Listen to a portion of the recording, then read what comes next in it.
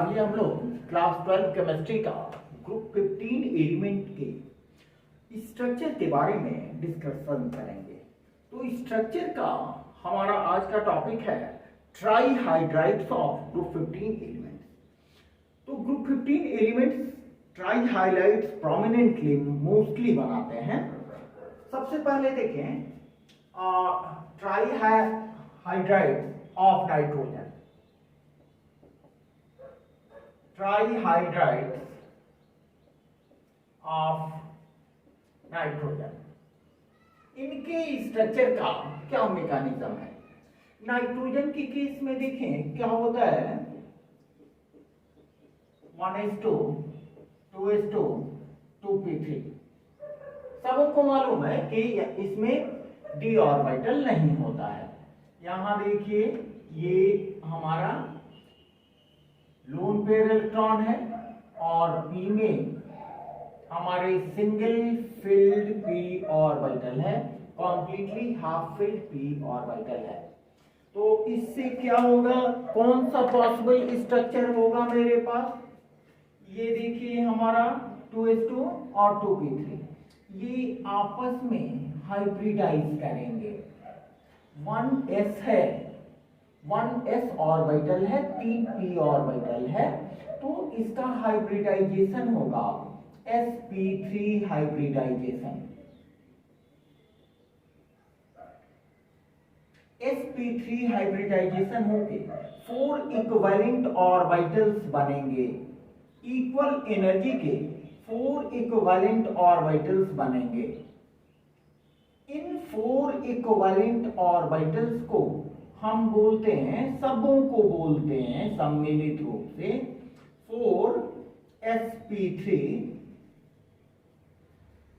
Hybrid orbitals.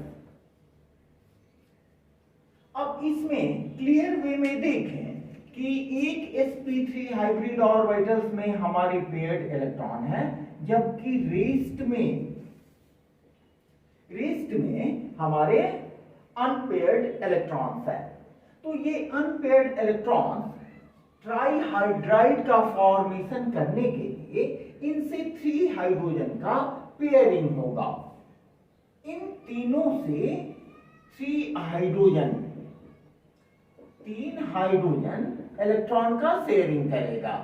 ये एक एक इलेक्ट्रॉन को शेयर करेगा, शेयर करके हमारा बनाएगा NH3। NH3 में यहां 3 तो बॉन्ड पेयर तैयार हो गए, ये बॉन्ड पेयर का फॉर्मेशन करेगा, but it remains as lone pair on the nitrogen atom. Nitrogen atom के पास लोन पेयर के रूप में रहेगा। अब देखें sp3 हाइब्रिडाइजेशन में एक्चुअल स्ट्रक्चर होना, ज्योमेट्री होना चाहिए tetrahedral, but due to presence of lone pair electron you can write like this also. Lone pair electron के प्रेजेंस के कारण इसका स्ट्रक्चर हो जाता है पिरामिडल स्ट्रक्चर हो जाता है। NH3 का स्ट्रक्चर पिरामिडल हो जाता है due to lone pair of electron. देखिए अगर हमारा रेगुलर टेट्राहेड्रल स्ट्रक्चर, ये हुआ रेगुलर टेट्राहेड्रल,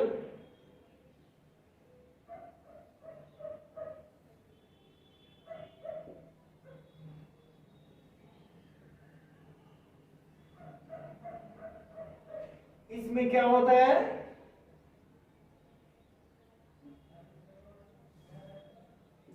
तीन हाइड्रोजन होते हैं, हाइड्रोजन एटम्स होते हैं, 3 बॉन्ड पेयर हुआ और एक लोन पेयर हुआ।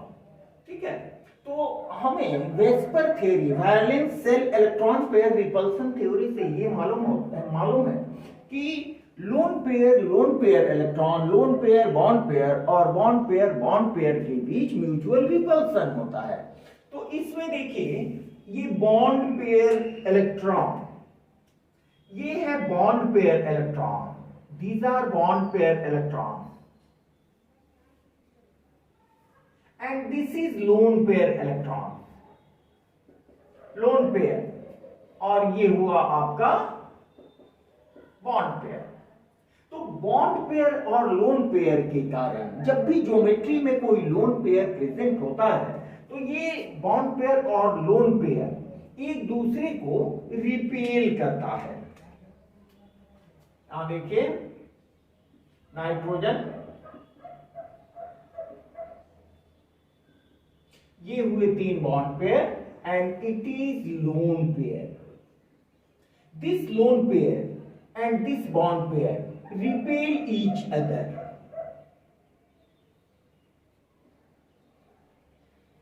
जिसके कारण क्या हुआ, टेट्राहेड्रल एंगल, जो regular tetrahedral angle, regular tetrahedral angle कितना होता है,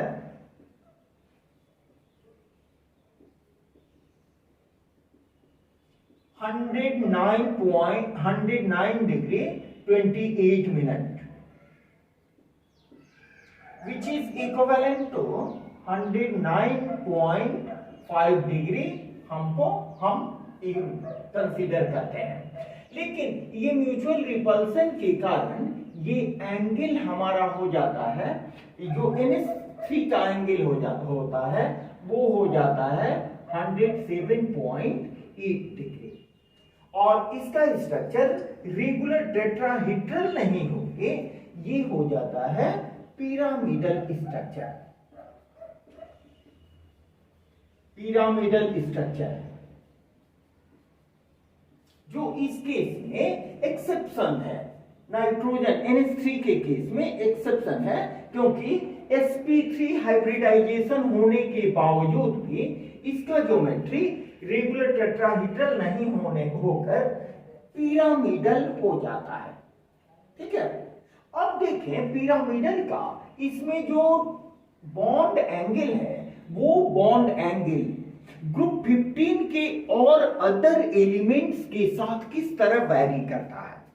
ठीक है, इसको आप लिख लो, उसके बाद हम आगे चलते हैं।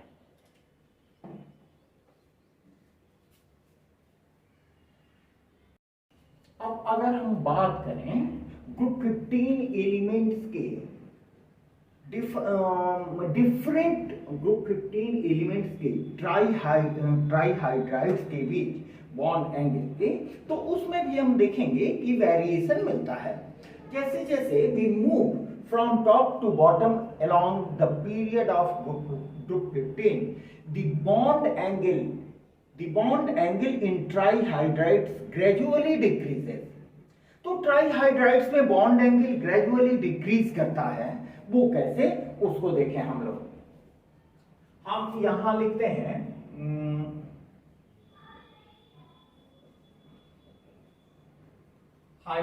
ट्राईहाइड्राइड्स, ये हुए ट्राईहाइड्राइड्स of group 15 elements. The first one is NH3. Suppose we are going down a group, जिसको समझने के लिए हम हॉरिजॉन्टल वे में लिख रहे हैं। PH3 is arsenic trihydride, antimony trihydride and bismuth trihydride। इसमें एक चीज कि जो भी सेंट्रल एटम है, these are central atoms। Simply आप ये समझो कि सेंट्रल एटम क्या होते हैं, जो सबसे कम हो, जो नंबर में सबसे कम हो, उसको आप सेंट्रल एटम मान लो। इस सेंट्रल एटम के बदले हमने जनरल टर्म यूज किया E। ठीक है, पहले भी जिसको हमने बता चुके हैं हम। तो ट्राईहाइड्राइड्स क्या हो गए आपको, देखिए EH3, और यहां पर हमारा लोन पेयर इलेक्ट्रॉन। ठीक है, अब इनका जो स्ट्रक्चर होगा, वो किस तरह का होगा, लाइक दिस। केवल E की जगह पर आप NPASHBPI पुट करते जाओ, इस तरह का स्ट्रक्चर होगा इनका।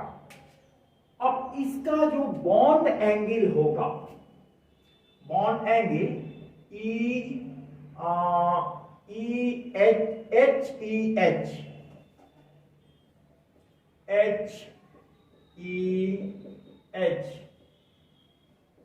bond angle this much at this bond angle. ठीक है, ये बॉन्ड एंगल का वैल्यू, ये याद करने वाली बात नहीं है, जस्ट समझने के लिए आपको हम यहां डिस्प्ले कर रहे हैं। NH3 का बॉन्ड एंगल होता है 107.8 डिग्री। यहां भी देखिए स्टैंडर्ड बॉन्ड एंगल से इसमें वेरिएशन हो रहा है, जबकि pH3 का बॉन्ड एंगल होता है 93.6 डिग्री। आर्सेनिक के केस में हम देखते हैं 91.8 डिग्री, ठीक है, और एंटीमनी के केस में 91.2 डिग्री, जबकि बिस्मथ के केस में 90 डिग्री। तो यहां क्लियर हम देख रहे हैं कि इसमें जो बॉन्ड एंगल होता है, यहां आप लिख लो on moving down group 15 the bond angle EHEH decrease है। हम ऊपर से नीचे जाते हैं, हम इस ग्रुप को दिखा रहे हैं, ये ग्रुप 15 के एलिमेंट है on moving down the group. तो हमें बॉन्ड एंगल डिक्रीज हो रहा है। बॉन्ड एंगल डिक्रीज होने का कारण क्या है? यहां देखें, जो भी सेंट्रल एटम है उनका एटॉमिक साइज ग्रेजुअली इंक्रीज करता है। यहां देखें, the atomic size of central element gradually increases. जो सेंट्रल एलिमेंट है उसका एटॉमिक साइज ग्रेजुअली इंक्रीज करता है। इसका एक तो एग्जांपल में देख लें, NH3 का स्ट्रक्चर बना के, आप जानते हो इसको, ये देख लेना H H H, और ये हो गया बॉन्ड पेयर।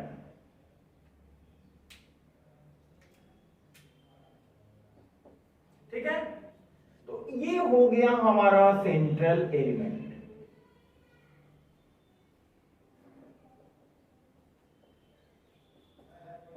इसी तरह इसमें फास्फोरस, इसमें आर्सेनिक, एंटीमनी और बिस्मथ हो गया सेंट्रल एलिमेंट। तो सेंट्रल एलिमेंट का एटॉमिक साइज जैसे जैसे हम ग्रुप में ऊपर से नीचे जाते हैं, atomic size of central element gradually increases. Atomic size central element का ग्रेजुअली बढ़ता है। बात समझ में आ रही है? बढ़ने से क्या होगा कि जब सेंट्रल एटम का एटॉमिक साइज बढ़ेगा तो उसके जो बॉन्डिंग ऑर्बिटल्स हैं वो ऑर्बिटल्स रेस्पेक्टिवली ग्रेजुअली धीरे धीरे दूर होते जाएंगे। ठीक है, नेक्स्ट पॉइंट में लिखें,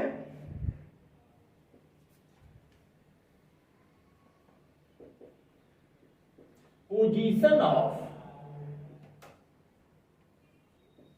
बॉन्ड पेयर्स move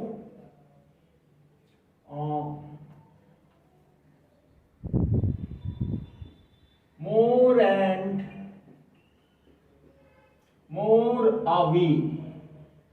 जैसे जैसे एटॉमिक साइज अधिक होगा उसके जो बॉन्डिंग पेयर्स होंगे वो धीरे धीरे दूर होते जाएंगे, away from central atom. Central atom से जो बॉन्डिंग पेयर्स हैं वो धीरे धीरे दूर होते जाएंगे। दूर होते जाएंगे तो क्या होगा? बॉन्डिंग पेयर्स के बीच जो फोर्स ऑफ रिपल्सन होगा वो डिक्रीज करते जाएगा। gradual decrease in forces of repulsion between bonding pairs.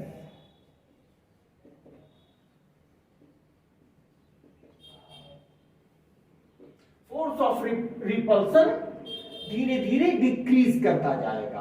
तो फोर्स ऑफ रिपल्सन जैसे डिक्रीज करता जाएगा, एक दूसरे को कम रिपेल करेंगे, जिससे उसका बॉन्डिंग जो बॉन्ड एंगल होगा वो रेगुलरली डिक्रीज करेगा, जिसके कारण बॉन्ड एंगल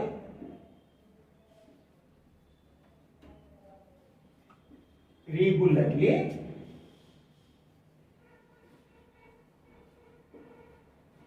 डिक्रीजेस।